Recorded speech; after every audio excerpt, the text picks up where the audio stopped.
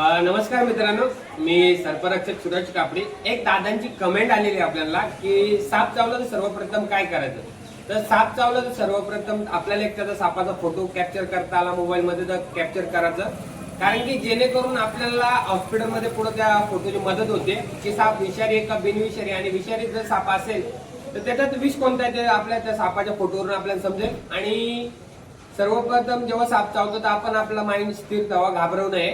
आणि सर्व सापांवर इलाज आहे हॉस्पिटलमध्ये आपल्याकडे।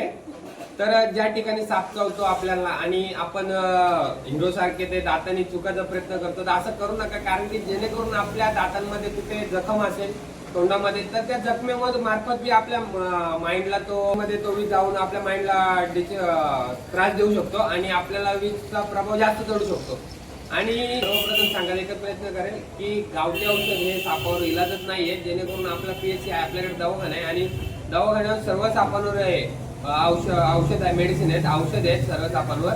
आणि सर्वप्रथम साप जेव्हा चावतो ज्या मुवमेंटला तर ठीक आहे, साप चावतो तर घाबरायची काही गरज नाहीये।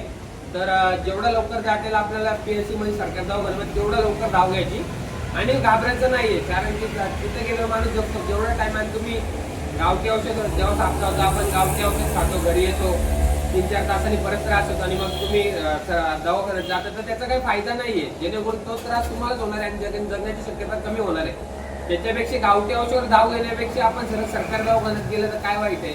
आणि सरकार दवाखान्यामध्ये प्रत्येक गोष्टीवर इलाज आहे आणि सरकार दवाखाना जेव्हा साप चावतो आपल्या सरकार दवाखाना बेस्ट इलाज आहे आपल्याला। आणि बस एवढंच सांगणं, कारण तुम्ही जागा सापांना जगू द्या। ठीक आहे, धन्यवाद।